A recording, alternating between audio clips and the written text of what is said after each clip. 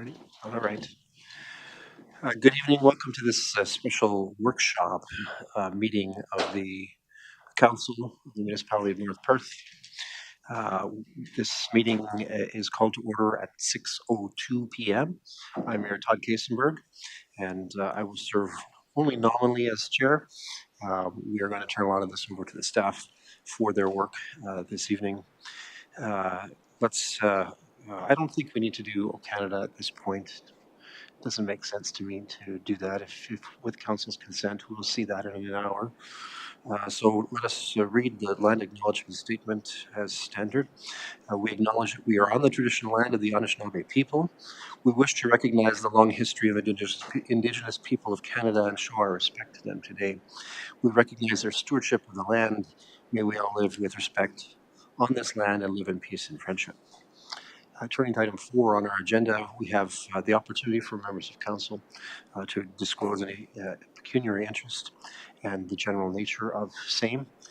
Does anyone wish to avail themselves of that opportunity at this point?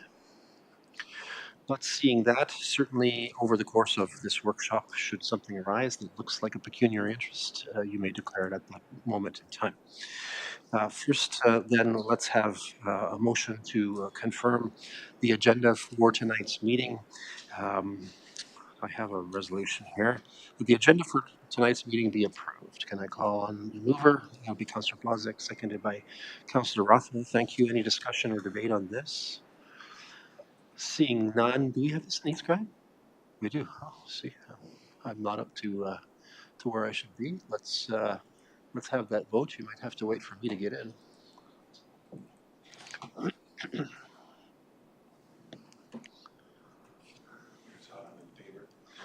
It looks like most of us are not too sure about being in at this point. That's fine. I've heard from a few councillors about their vote intentions here. Have we got those recorded manually? Thank you. I too will vote in favor. Councillor Richardson is saying he's voting in favor as well. Councillor Duncan as well. Are we at the magic number yet? Deputy Mayor and Councillor Rothwell. Where does that put us? Councillor Nordum, what say you? You in favor? He's in favor? And I'm in favor. And with that, we can call that carried. And we'll get caught up with our technology in a moment. All right. So at this time, I'm going to turn the floor over to Lindsay Klein, our interim manager of strategic initiatives, and she will introduce our guests who are workshop facilitators and consultants. So Ms. Klein, the floor is yours. Thank you. Good evening, Mayor Kasenberg and members of council. I'm pleased to introduce this special council meeting and workshop regarding North Perth's transit feasibility study that we are conducting in partnership with St. Mary's, and which we were successful in obtaining grant funding for through Infrastructure Canada's Rural Transit Solutions Fund. This study will help us collect and analyze data as well as input from the community to support future planning of a rural transit solution in the municipality. To guide us through this process, we've engaged Dillon Consulting Limited, who is a team that is highly experienced in rural transit planning and community engagement. I'm pleased to introduce Dennis Carr and Jacob Terry from Dillon, who will be leading today's presentation and discussion. And with that, I'll turn it over to Dennis and Jacob. Thank you.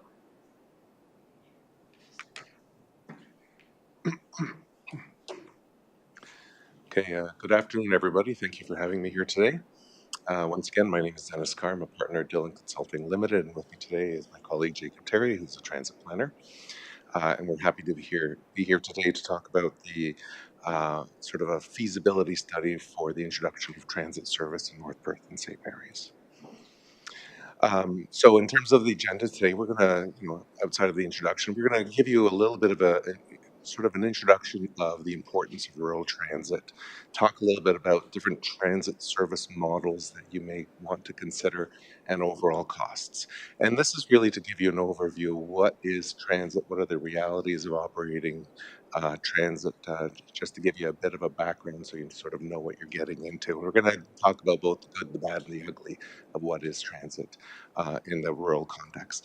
Then we'd like to have a discussion with you. And as part of that discussion, we want to understand What are your priorities? What are your values? What's important to you? What are you hearing from your constituents in terms of, are there any mobility challenges that they're currently facing? Because understanding this for us, we're at the very beginning of this process, will help guide us along in trying to better understand what the demand is and what the service could look like that is tailor-made to North Perth.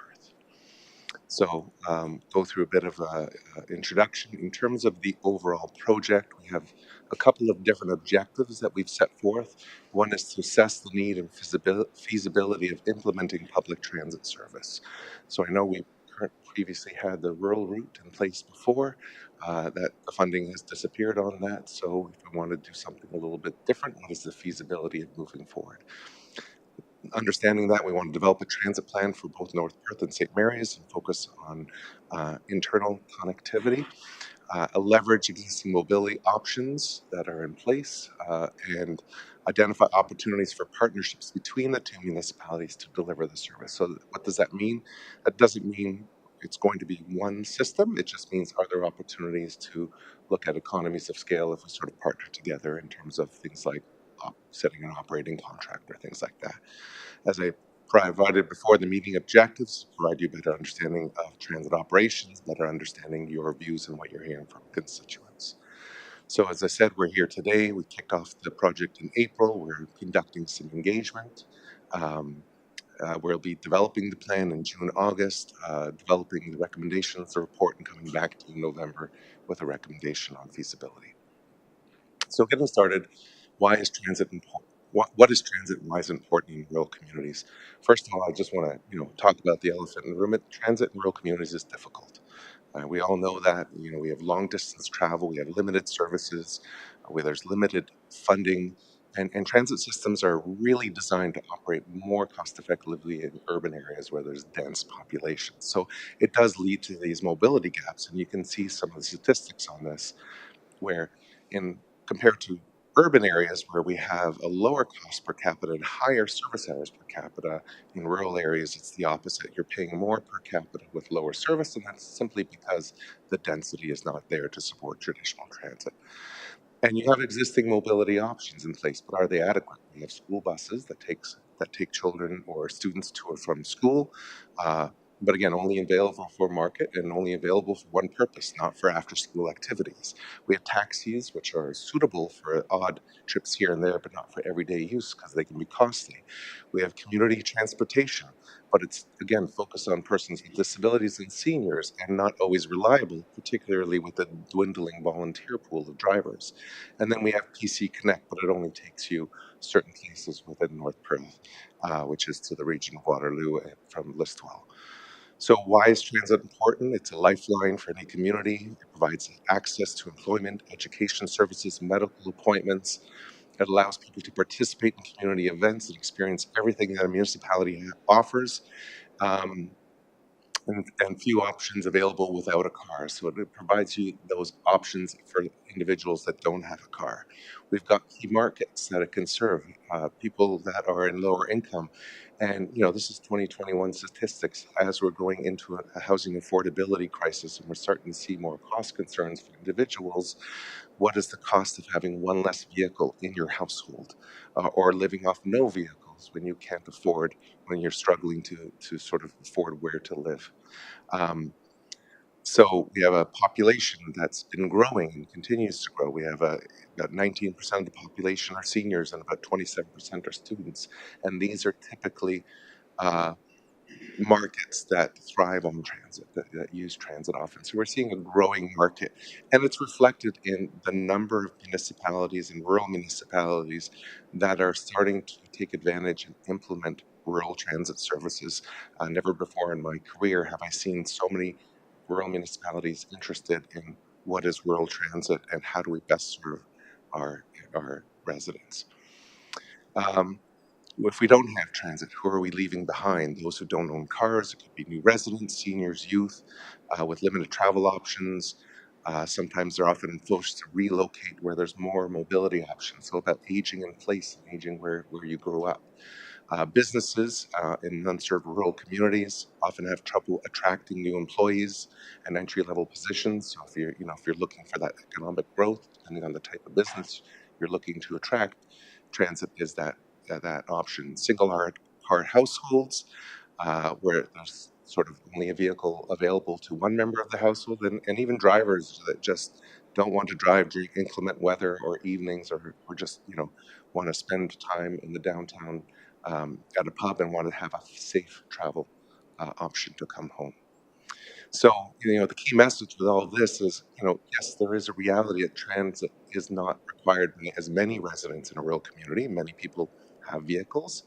Uh, those who need mobility really need it. So there's very few other options for those who don't have those options. There's it's not as walkable to access key destinations. There's not as many taxi or rideshare options that are available. So there is that stronger need for those who need it. So in terms of a business case for rural transit, there's a couple questions we like to ask ourselves when we're putting these together. What key outcomes are you trying to achieve? That's the first question, right? Are we trying to serve all residents in the community? Are we trying to spur economic development? Are we trying to reduce social isolation? Understanding what those key outcomes that you want to achieve will help us design a service that matches those outcomes. Uh, does the service meet the needs of residents, right? So we have to understand, even though we understand those outcomes, we have to make sure we design a service that it's going to be able to accommodate those needs of residents. So for example, if we design a service, if the key opportunity is to service employment opportunities, and we have shift work, but our service ends at 5 o'clock, then it's not really serving the employment part of those things. So we have to think about, if we actually want to serve shift work employees, then we have to extend our service hours to make sure we can get them a ride home. What are the different options available? So if I don't have transit, what are the options available? And what are the options available to me when I'm designing a service? And is the service design cost effective? So we want to make sure we use the right tool for the right place to make sure that we're designing services as cost effective as possible when we're putting in place. In terms of outcomes, the typical outcomes that we tend to focus on when we're doing these studies is around equity and access to provide some level of mobility to residents around the economy or spurring economic development.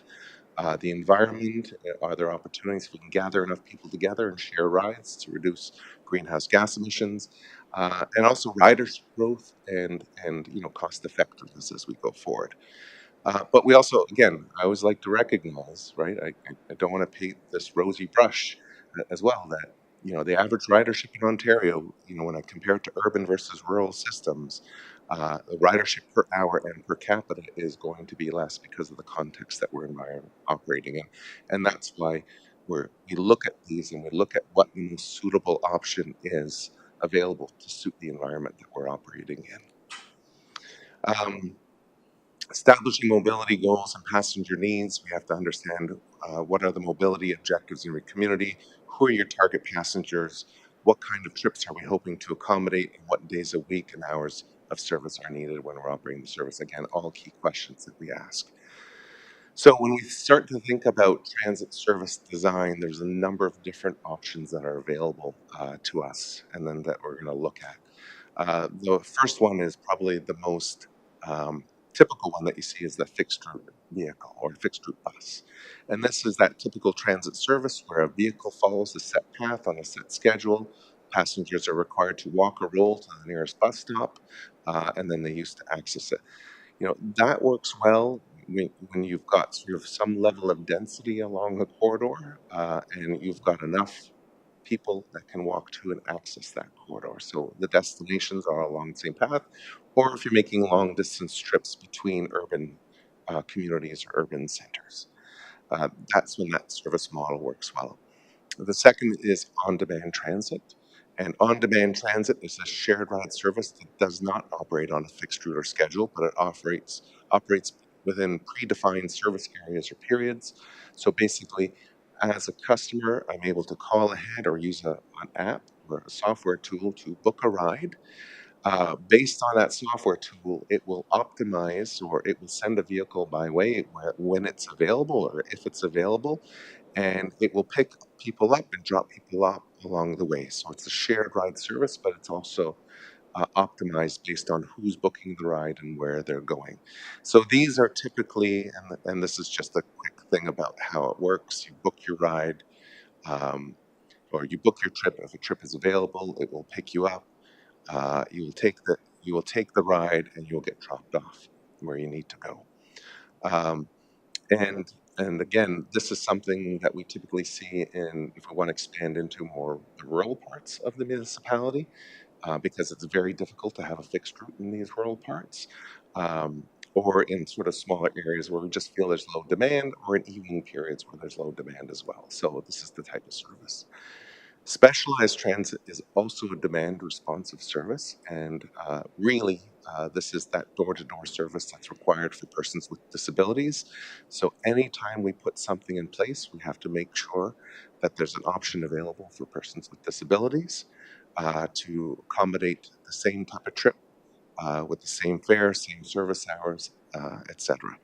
So part of this is making your conventional or fixed route more accessible. Part of this could be commingled with your on-demand services that if that's the route you choose to take. But just keep in mind that if we do implement a fixed route service with North Perth, we also have to consider the needs of persons with disabilities to ensure that there's a travel option available. And finally, less formal, there's taxis and ride hailing. So providing a fare subsidy on shared ride taxi or ride sharing service. So Innisfil has implemented a partnership with Uber where it provides a reduction in the fare for a shared ride Uber trip. That's an example. Or you may sort of subsidize some taxi trips. So that one of the challenges with this is we have to make sure that there's enough vehicles available to make that service reliable. So really, it's that private sector market that understands whether that's available. Um, and sometimes it can lead to cost control issues. If there's too much availability, it's hard to manage those costs. And carpool and car share platforms. So you can identify a car share platform operated by the municipality, and people can identify if they want to book a ride with other people and carpool to a certain location.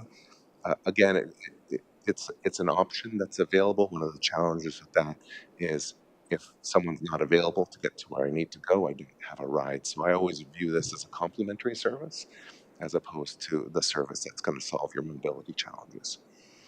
And then we have to think about level of service and make sure that the level of services matches demand. So we can get into, does the service operate just during the day? Is it a 5 day week?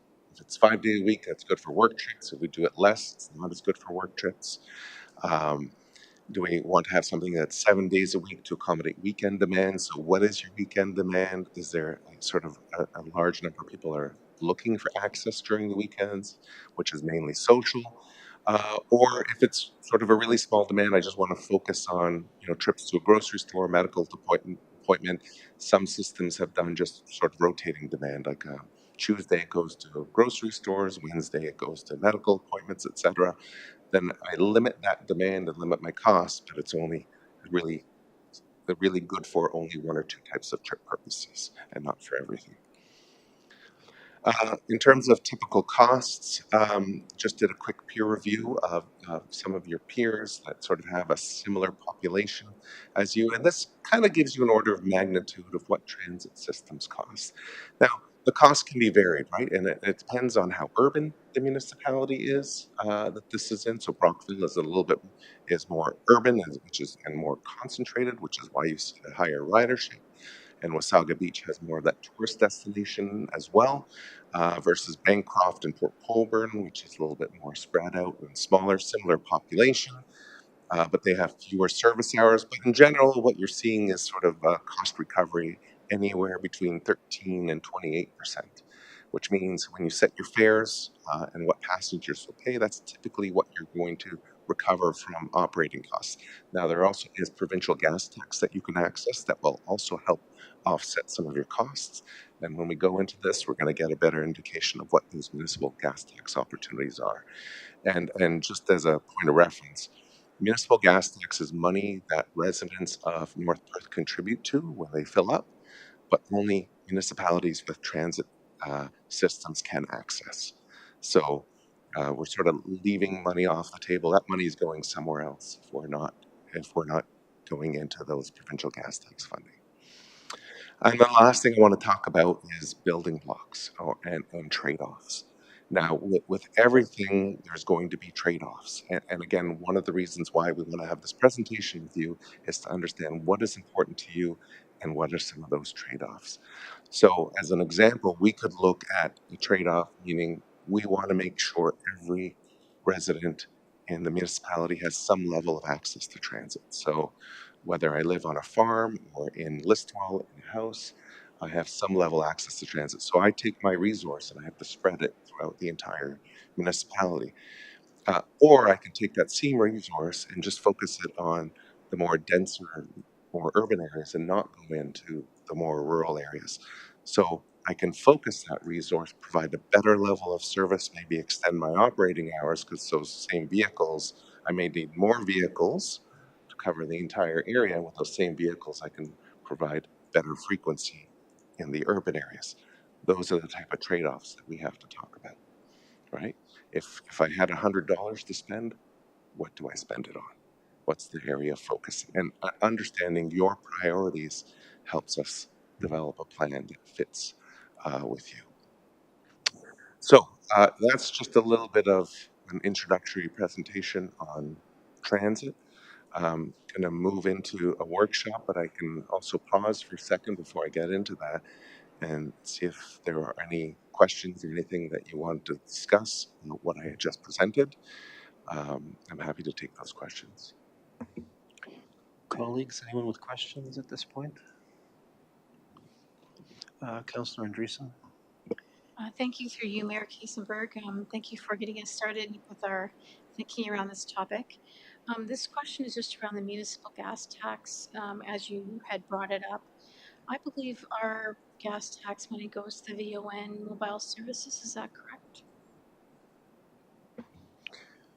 Staff have answers. Ms. Klein?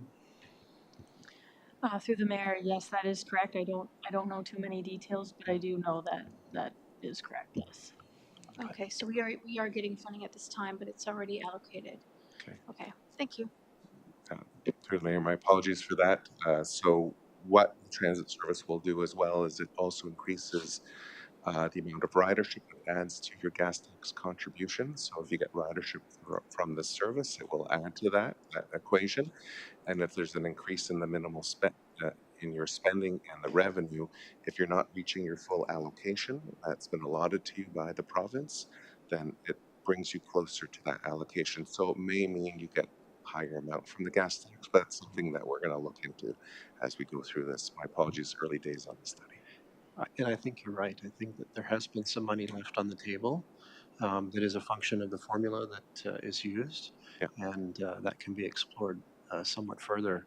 I also, if I'm not mistaken, and maybe Ms. Little can help us with this, there are a few different gas tax envelopes, and so there's opportunities perhaps for an envelope that we haven't yet tapped that could be on the table. Anyone else with a question? I have a question about sort of our priorities in discussion, and one of those questions, and one of those priorities that I didn't see reflected here was active transportation, or sorry, passive transportation, looking at walking, cycling, scooters, those kind of things that we tend to see in our community. Did you have any comments about that, or will we consider that to some degree in what we look at in transit solutioning?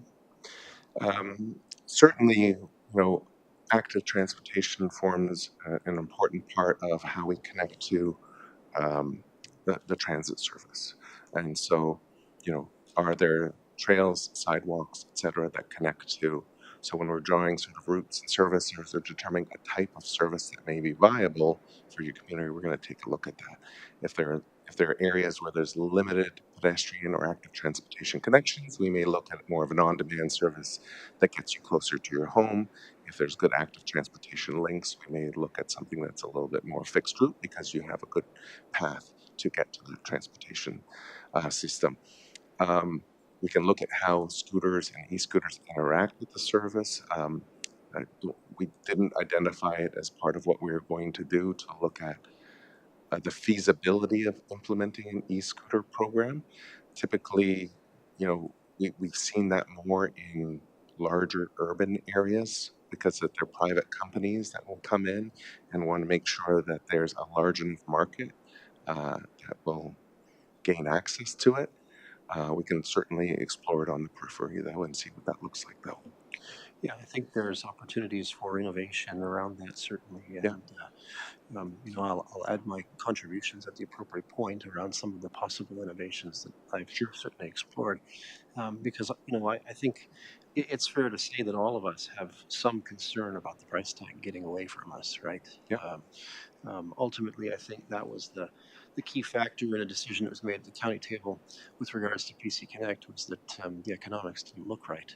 yeah, And so we need to find ways to come up with an economic package if there's a business case to be made yeah. that considers the taxpayer's investment in this, right? Anyone else with questions or comments before we turn it back over to our consultant to lead us? Okay, Dennis, back to you. Okay. Okay, so we've identified a number of discussion questions here. I've listed sort of three at a time, and I can take them one at a time, but if you want to jump in on others, feel free.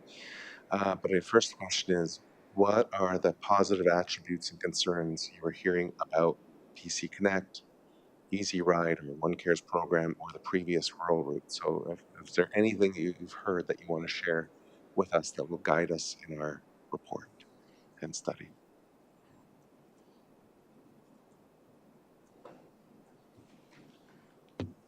Thank you. And through you, from what I've heard for more so about PC Connect and Mayor Kasenberger just alluded to it, was being a little bit cost prohibitive. Yeah, Like for the services provided as compared to the dollars outlaid, yes, it was providing the service, but at what cost? okay. So So those concerns are you. Okay. I'll weigh in actually. Certainly, with regards to PC Connect, I've had a few experiences myself with it. The driver, the conductor, was amazing, Mm-hmm. friendly, cordial.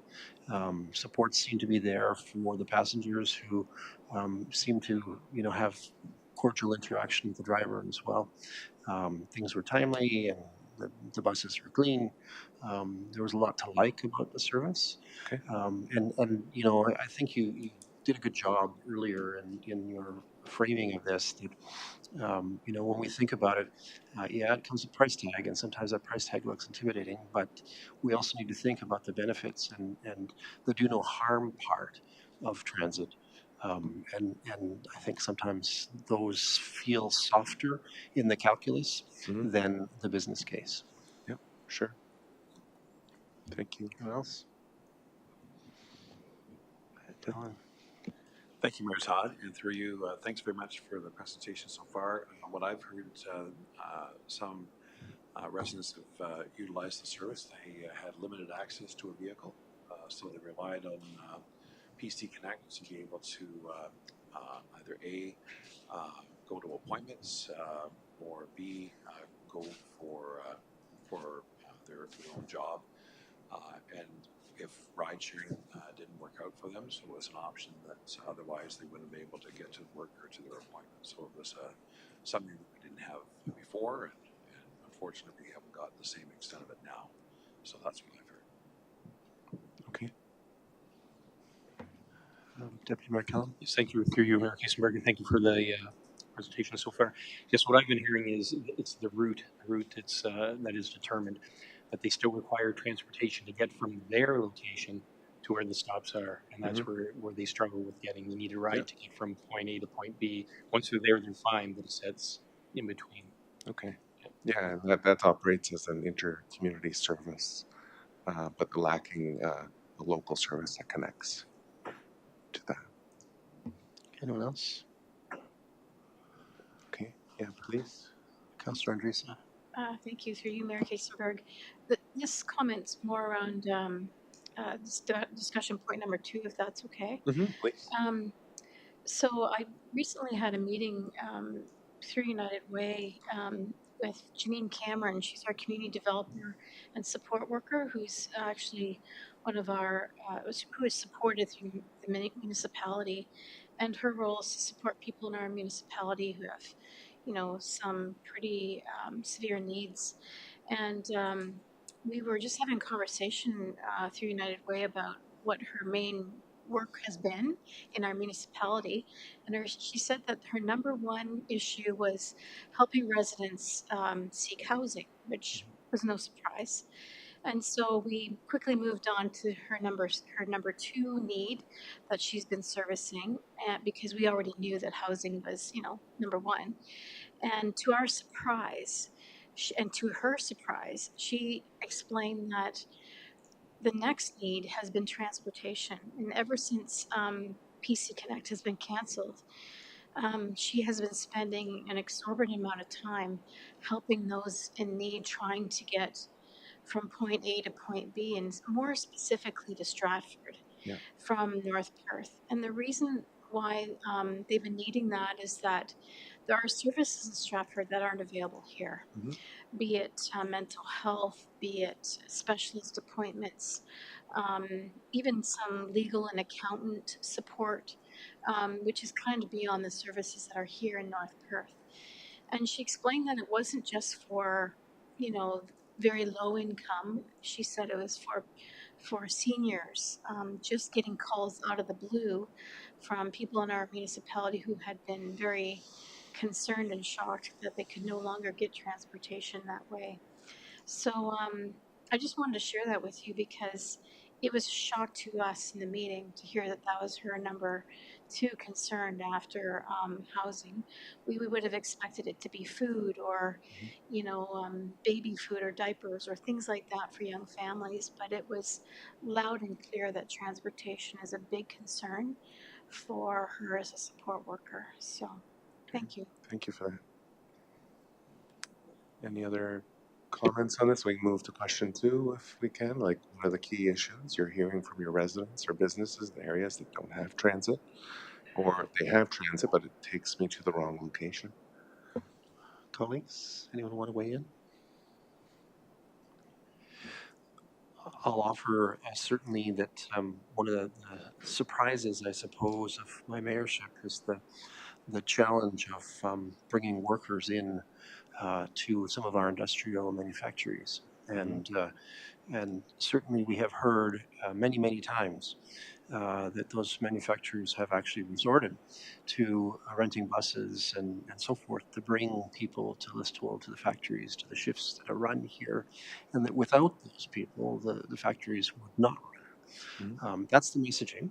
And I find it quite interesting that, from an economic development perspective, if we have that kind of fragility, if you will, in our system, and that employers are relying on bringing busloads of people from the KW region, that's of some concern and some risk to the community because certainly if those circumstances were to change, and if there was a greater demand, if you will, for employees, or a change demand for employees, lack of access to employees in Kitchener who are willing to come out here, then you would see a noticeable shift in our economy locally, which would affect a range of businesses.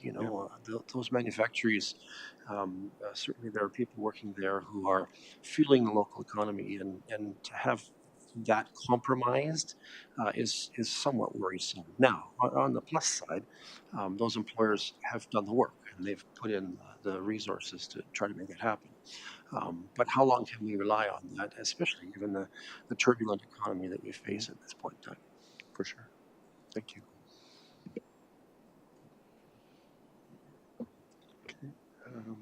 Any other comments on that one?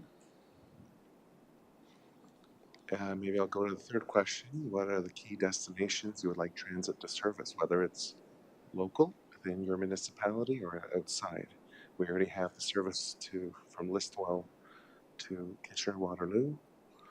Are you hearing any other primary destinations that if a transit service is in place, this is where we need to service, either to or from? Councillor Noonan, go ahead. Thank you, and through you. I do know that there's a bus from Palmerston that goes to Pearson Airport Monday, Wednesday, and Friday. That might be something to look into. If people from Listowel can get to Palmerston and from Palmerston to the airport, that might be an interesting destination. Okay. Yeah, just a suggestion. Thank you. It is interesting. There's something of a perception that that at least in the healthcare realm, that Listowel is more aligned with London than with Kitchener, and yet Kitchener is the proximate location, and it's the one that we have some transit solution in place for. So we may need to think about those kinds of issues as well. Healthcare is one of the variables that contributes to transit load.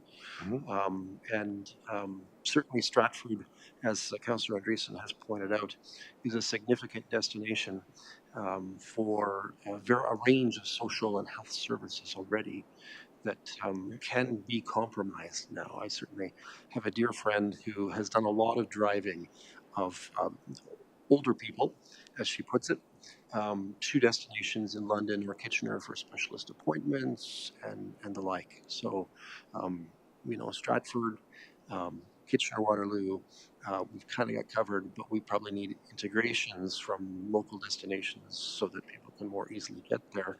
And we need to think about the London connection as well. And perhaps one of the data sources that you can avail yourself of is the family health team locally, because they may be able to tell you how often they're referring into London, how often they're referring into Kitchener, and that could be useful information in thinking about the longer jobs. Yep, we appreciate that. And one of the data requests we've also made is looking at Easy Ride, or the community care organizations that are contributing to that, because they also do a lot of that volunteer transportation that your friend may be involved in, that transports people to London and things, and has that volunteer. We're certainly not looking to duplicate that service or get rid of that service. It's a very vital, important service. Anything we do is how do we complement that service. Great.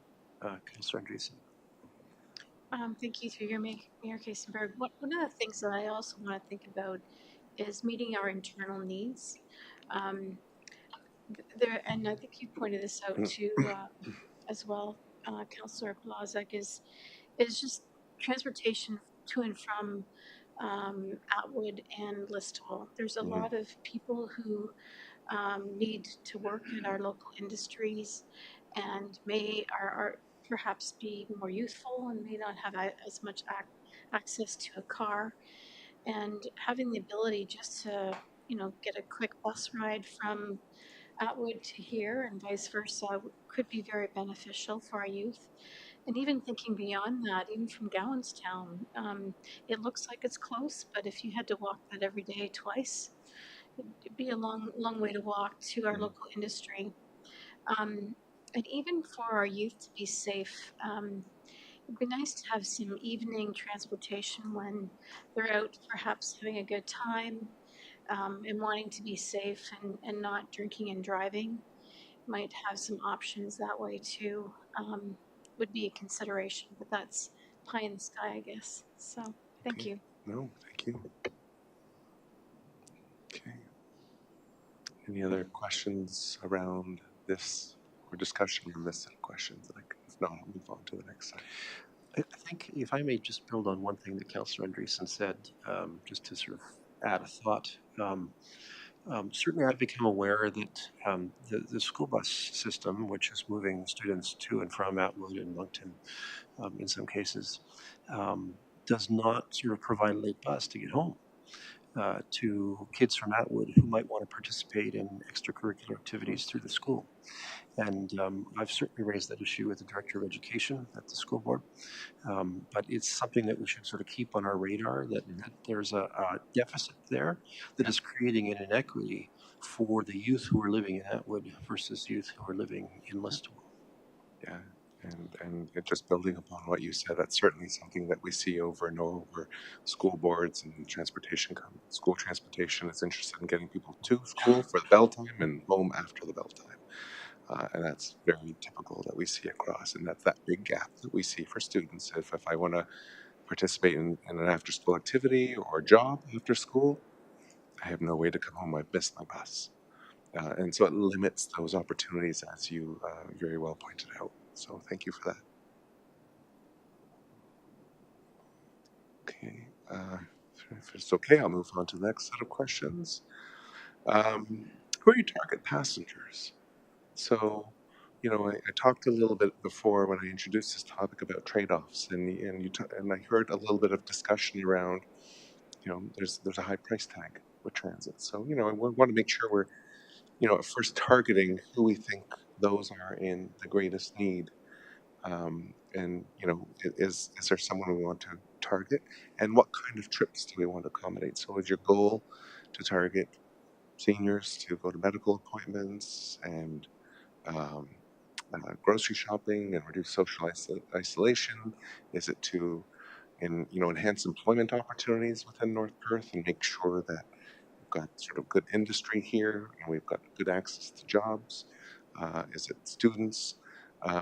You can tell me all of the above, and that's fine too. But it sort of expands the scope of our service because people operate to different destinations and at different times of the day. So, understanding if you have a priority that you think what's the highest need, and obviously we'll try to fill them all, but any sort of order of priority would be helpful to us. Colleagues, any comments, inputs here on this one? I think there is a certain amount of all of the above. Okay. We certainly can conceptualize that seniors with mobility challenges have something of a solution, Mm-hmm. whether or not they're fully using it, right? But there's sort of a younger cohort of seniors still who are not quite at that stage, and I think that that group is going to continue to grow, Mm-hmm. and I know I'll soon be part of that group, is what I'm telling you, Dennis, and that you know we will have reservations about constantly taking our cars out for the purposes, if we're fortunate enough to have a car, to attend to the various things of life that we might want to attend to. And so I do think that there is a strong senior play here. I think that we need to think about our youth as well. And, I gave you a specific example, but there are other examples. Again, youth employment opportunities can be affected by the lack of a transit solution. And certainly many of our local employers are looking for youth. Mm-hmm. There still is a bit of a job vacancy rate here that employers are looking for people. So we have to sort of understand the flow of people into and out of employment, including part-time employment in our community of our youth. And I think that there's sort of myself a call to reduce the number of vehicles on our roads in the interest of climate change mitigation. So finding solutions that have a certain bang to that end is important, at least to me. Councillor Blazek, did I see your hand raised? Yes, thank you, through Mayor Kiesenberg. Thank you for your presentation so far. My thought when I thought about target passengers wasn't really like a specific, age demographic or workplace demographic, but the idea that there are people that cannot access necessary health care Mm-hmm. really doesn't sit right with me. So I think that, to your point, Mayor Kiesenberg, making sure that those people have access to healthcare that cannot be provided in North Perth is pretty critical. Okay. Thank you. Any other thoughts or comments?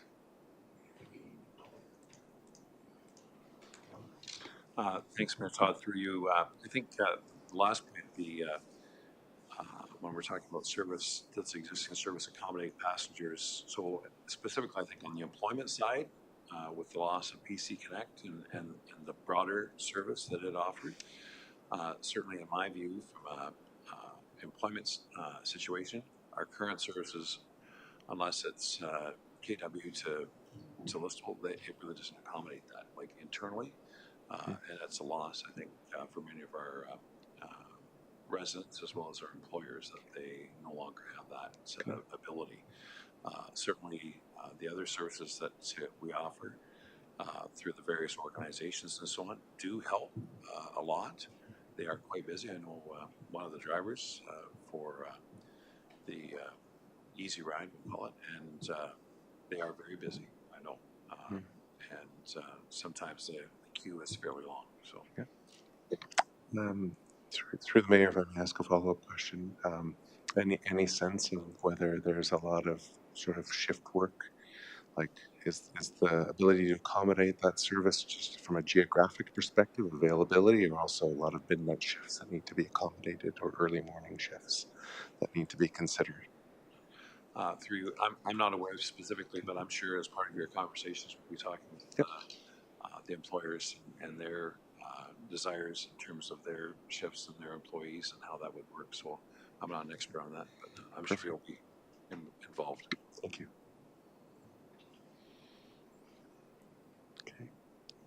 Any other thoughts on this? Does the existing service accommodate these passenger trips? What about target geography?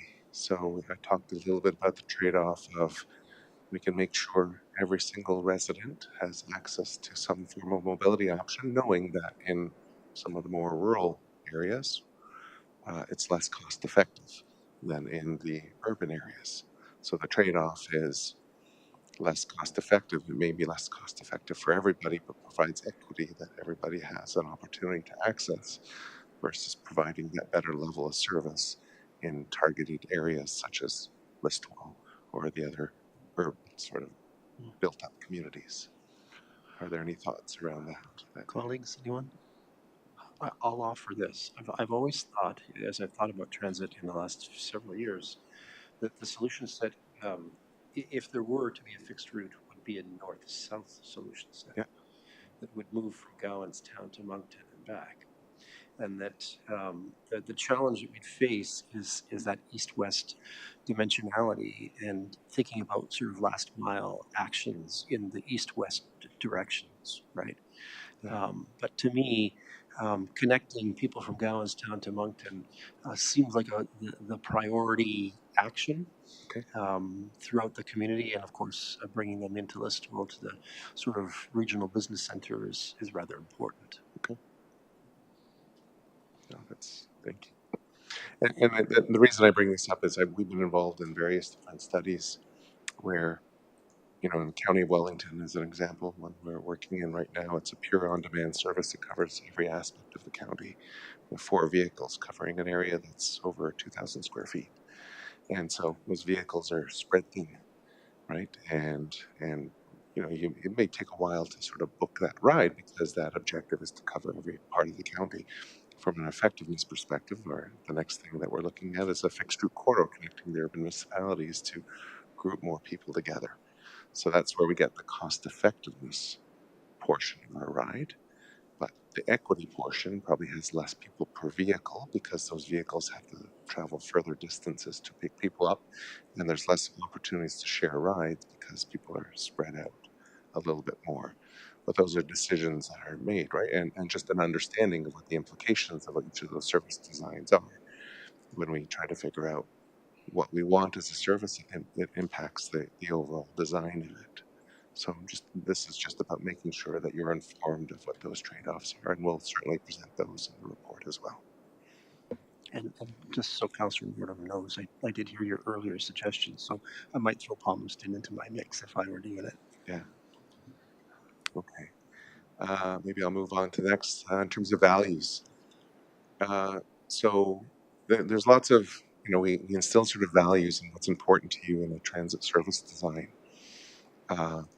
And assuming we can't achieve them all under a specific budget, we try to identify what's important to you. Like, is it ensuring that the service is fully accessible, ensuring that we recover as much cost as possible, so that productivity and cost effectiveness, coverage, that we cover the entire area, travel time, it's short, a little bit competitive, direct routes with the automobile, it's sustainable, potentially using sort of hybrid vehicles or electric vehicles where it's possible and suitable, reliable, connected to other systems, integrated with other modes such as active transportation, or affordable for the customer or from the passenger. So maybe I can ask whoever wants to participate in this, and what are your top 3 or 4 values that you would prioritize when designing a service? I'm going to suggest a methodological revision at this point, just because I'm watching the Please. clock against our council meeting. I think this is something that you could send out in a survey to councillors to get that input. And I would suggest strongly that you ask for a little bit of anecdotal comment about the choices that we make. So, Okay. you could do sort of a full prioritization effort with a survey and ask for my colleagues and I to say why we chose that. Okay. I just, yeah, I'm watching the clock, to be Yeah. honest. Yeah. I agree with you as well through Mayor Kasenberg. And also, I believe we have some public information sessions coming up. Is it this week? Mhm. And also, it's on the North Perth. And I think I'd like that study sent out after, so we can get their opinions, and then we can base it on that and make suggestions from there. Sure. Okay.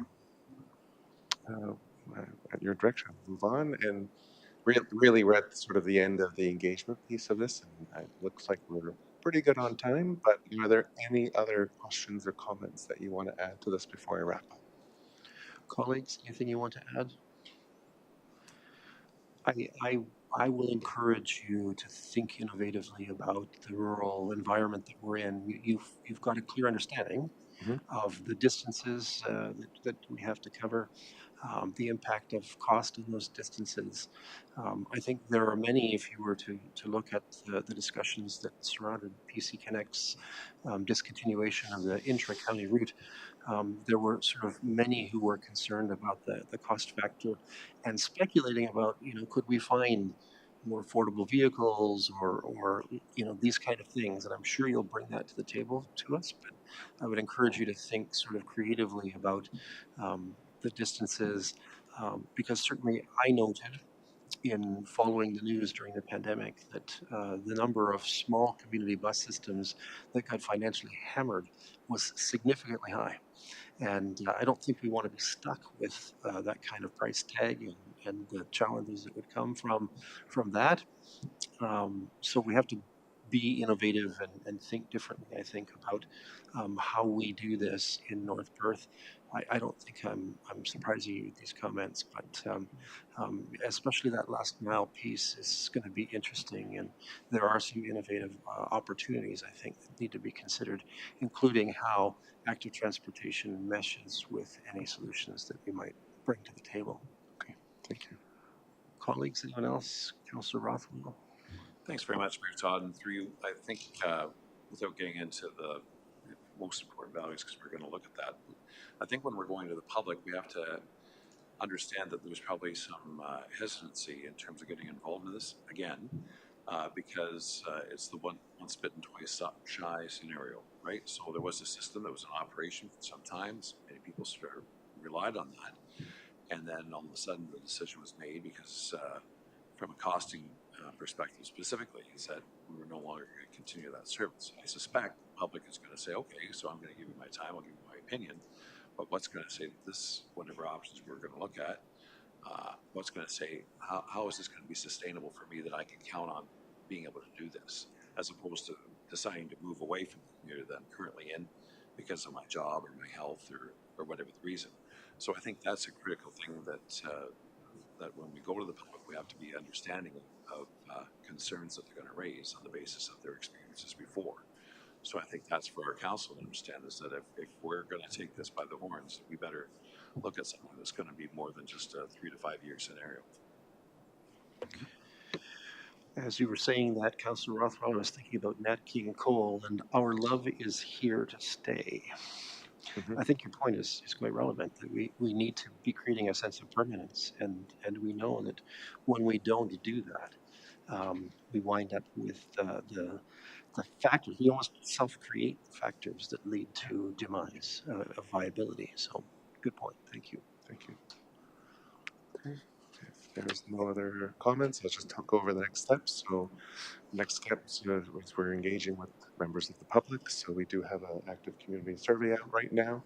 The link is on the website. So I do encourage you, if you do have that access to some of your constituents, to sort of please send that out, because the more participation we have in this, both good and bad, like what we really want to hear those honest opinions about what people feel about transit, the better. We're going to be engaged in a public open house as well. Using this information, we're going to better understand what's important, values, overall demand, and then we'll start to develop some service options. All right, and we're going to take a look at what those options are, what they cost, are there any capital requirements, is there funding or leverage for those capital requirements, how is it going to operate, do we contract it out, what portion do we contract out, so all of this feeds into that implementation plan, and then present the report to council with draft recommendations as mentioned in November. So that's where we're at and our next steps. So with that, I do want to thank you for your time today. Yeah, if you have any additional questions, otherwise I'll take my leave and allow you to continue on important business. All right. Thank you, Dennis. Thank you, Jacob, for coming to us tonight and setting us up for a first discussion on the subject.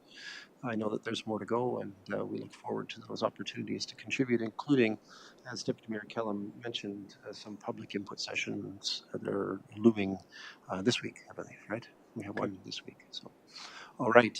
Thank you so much. Let's, Council, have a look at item 7 on our agenda. This is a confirmatory bylaw action. As you know, we use this to confirm the actions and decisions that we've made. It hasn't been a substantial burden tonight, I think, but let's have a look at the resolution. Bylaw 59-2025 being a bylaw to confirm generally previous actions of the Council, the Municipality of North Perth is hereby passed.